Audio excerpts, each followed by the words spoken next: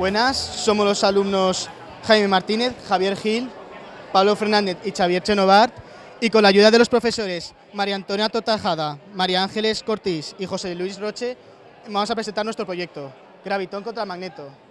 En este experimento vamos a contraponer dos fuerzas, la fuerza peso y la fuerza de Lorentz. Ahora vamos a explicarlas. ¿Qué es la fuerza de peso?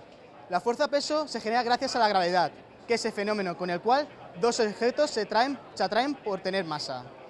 Pero cuando nos situamos en un plano inclinado, esa fuerza peso se puede descomponer en dos. La fuerza peso X, que es paralela al plano, y la fuerza peso Y, que es perpendicular al plano. La fuerza peso X es la que intentará que el objeto se caiga al suelo. Pero ¿qué fuerza vamos a contraponer a esta fuerza peso? ¿Qué fuerza vamos a hacer que sea opuesta a la peso para que así el objeto se quede quieto? Pues esa es la fuerza de Lorentz, que es una fuerza que se genera gracias al electromagnetismo, que es una rama de la física que estudia la relación de la electricidad con el magnetismo. ¿Y qué es exactamente esa fuerza de Lorentz? Pues es cuando una partícula con una carga que va a una cierta velocidad se sumerge dentro de un campo magnético y esto hace que aparezca esta fuerza. Pero en este experimento no consideramos una partícula con una carga, sino consideramos múltiples partículas con múltiples cargas. Y la fuerza de Lorentz en este caso sería igual a la intensidad de la corriente por la longitud del objeto, por la intensidad del campo magnético y por el seno del ángulo que forma el campo magnético y la intensidad. En este caso, como este ángulo formará un ángulo de 90 grados, el seno de 90 es igual a 1 y la fuerza de Lorentz en este caso sería igual a la intensidad por el campo magnético y por la longitud del objeto. También en este experimento aparece la fuerza de rozamiento y es notoria por diversos factores. El primero es que la fuerza de rozamiento estática es mucho mayor a la de rodadura y a la vez cuando aplicamos una intensidad, cuando aplicamos la corriente eléctrica, aquí se crean microsoldaduras, que esas son pequeñas imperfecciones que hacen que estas fuerzas de rozamiento sean mucho mayor. Para solucionar este problema, lijamos los materiales, para así quitar las rugosidades y hacer que sea despreciable. La finalidad de este proyecto es igualar estas dos fuerzas para que así que el objeto se quede estático. Ahora mi compañero Pablo explicará el montaje. Bien, a continuación voy a explicar el montaje. Como ya ha dicho mi compañero, el montaje consta de dos partes. La primera, que es la que genera la fuerza PX, es decir, en esta parte inclinamos el montaje. Esto lo hacemos gracias a una electrónica que está por aquí. Esta electrónica la hemos diseñado y programado nosotros en clase. Está compuesta por un acelerómetro, que no se ve aquí, que básicamente mide el ángulo de inclinación respecto a la horizontal. La otra parte es un motor paso a paso, que se encarga de mover el plano hacia arriba y hacia abajo. Todo esto funciona de la siguiente manera. El acelerómetro coge el valor del ángulo y lo compara con el valor introducido por el ordenador. Si el valor del ángulo del acelerómetro es mayor al del ordenador, el motor gira en un sentido, hasta que esa diferencia es cero. Si por el contrario pasa lo contrario, girará en sentido contrario hasta que la diferencia sea cero. Ahí se parará. Ahora vamos a hacer un ejemplo de esto. Aquí el motor gira y cuando llegue a cero la diferencia se parará.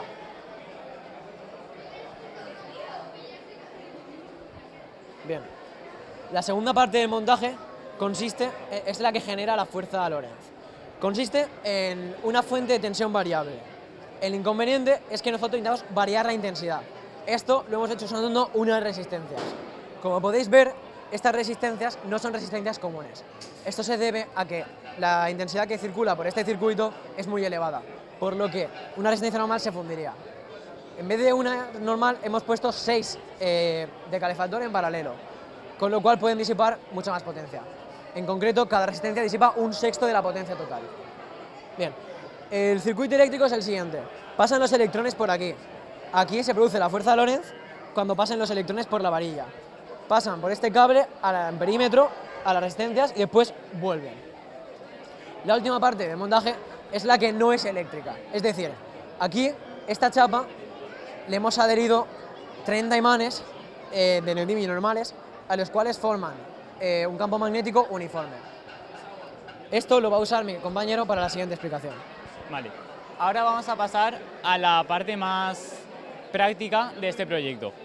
Como objetivo principal lo que queremos es demostrar la existencia de esta fuerza Lorentz. Para ello, en primer lugar, lo que vamos a hacer es eliminar el campo magnético. De esta forma, el valor de este será 0. Y como hemos visto en las ecuaciones anteriores, que es fuerza de Lorentz igual a intensidad por longitud por campo magnético, al ser el valor de este 0, se igualará toda la ecuación a 0 y vemos cómo, al aplicar intensidad, el objeto permanece estático, porque no aparece esta fuerza. De la misma manera, si aplicamos el campo magnético en esta dirección, la dirección de campo magnético es perpendicular a la chapa y paralela al móvil, a la intensidad. De esta manera, el seno del ángulo entre ambos será 0 y la ecuación vuelve a ser 0 y al aplicar una intensidad sigue sin aparecer esta fuerza. En cambio, si ahora ponemos de esta manera el campo magnético, ambas direcciones son perpendiculares. Lo que conseguimos es que al aplicar intensidad, esta fuerza de Lorentz sí aparezca. Lo que sucede es que el objeto sigue sin moverse, pese a que la fuerza de Lorentz en este caso sí que está. Lo que sucede es que por la regla de la mano derecha, la corriente eléctrica se mueve de positivo a negativo en esta dirección y el campo magnético perpendicular a la chapa en esta dirección. La fuerza de Lorentz resultante aparece hacia arriba. Lo que sucede es que a la fuerza de gravedad ser mayor que la fuerza de Lorentz, el objeto no consigue levitar. Por lo contrario, si ahora en cambio colocamos el campo magnético en la parte superior, lo que conseguimos es que el campo magnético, la dirección sea hacia abajo y el movimiento del móvil se produzca hacia la izquierda. Y de la misma manera, si invertimos la dirección del campo magnético, el movimiento se producirá hacia el otro lado. Vale, ahora como lo que queremos hacer es inclinar el plano. ¿Ves a inclinar? Vale. Ahora vamos a mover el plano para que tenga una inclinación de 5 grados. Para de esta manera oponer la componente Px del peso a la fuerza de Lorentz. Vale. De esta forma vemos cómo si no sujetamos el móvil se cae. Pero al aplicar la fuerza de Lorentz, esta se opone a la componente Px del peso y provoca que el objeto ascienda. Como otra variante tenemos dos varillas. Una es de aluminio y la otra es de cobre. El cobre es un material muchísimo más denso que el aluminio y por lo tanto la componente Px de este será mayor. Lo que hará que de la misma manera que el aluminio ha ascendido con la misma fuerza de Lorentz, esta fuerza no se oponga de la misma manera a la fuerza Px y el objeto no consiga ascender. Otra variante que vamos a tener en cuenta es la diferencia de longitud.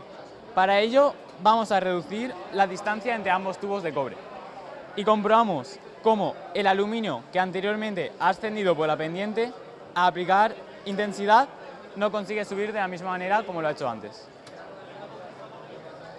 Aquí acaban las medidas cualitativas. Ahora vamos a pasar a las medidas cuantitativas. En cuanto a las medidas cuantitativas, en estas tablas hemos representado los valores obtenidos en nuestro laboratorio. Aquí hemos representado el ángulo en grados y en radianes, y aquí el seno de este ángulo. Aquí hemos obtenido la intensidad en amperios necesaria para que ambas varillas, tanto la de aluminio como la del cobre, neutralicen a esta componente Px del peso. Hemos representado esto en estas gráficas, cuyas variables son la intensidad en amperios y la inclinación del circuito en grados, y vemos como la pendiente del cobre es más elevada que la del aluminio. Esto sucede porque el cobre es un material más pesado que el aluminio y por lo tanto necesita una intensidad mayor para una misma inclinación del circuito. Gracias a la pendiente de estas gráficas hemos calculado el campo magnético, que se calcula como masa por gravedad partido de longitud por la inversa de la pendiente. Y hemos obtenido en el caso del cobre que este valor es de 1,68 militeslas y en el caso del aluminio de 1,63 militeslas. Bueno, hasta aquí mi parte y ahora mi compañero pasará a explicarnos la parte de las aplicaciones que tiene esta fuerza de Lorentz. La fuerza de Lorentz tiene muchas aplicaciones. Una de ellas es el tren maglev. El tren maglev es un tren japonés que tiene un imán superconductor debajo, y a los lados de los raíles hay unas bobinas con unos imanes que intercambian polaridad entre norte y sur, haciendo que cuando el movimiento del tren empieza sobre los raíles, interactúe el imán con las bobinas, haciendo que el tren acelere. Más o menos a los 150 km por hora, el tren es capaz de levantarse 10 centímetros del suelo, eliminando la fuerza de rozamiento, haciendo que el tren pueda alcanzar velocidades mucho más altas. Otra aplicación es el acelerador de partículas. El acelerador de partículas es un dispositivo que con un campo eléctrico y un campo magnético y una partícula previamente cargada puede guiar y acelerar una partícula donde quiera. Esto tiene muchísimas utilidades. Una de ellas es en la industria alimenticia, donde tú puedes guiar un haz de electrones hacia una fruta para eliminar un parásito. O en el campo de la medicina, donde tú puedes guiar un haz de protones para eliminar una célula cancerígena de manera no invasiva. Y bueno, hasta aquí nuestra presentación. Muchas gracias.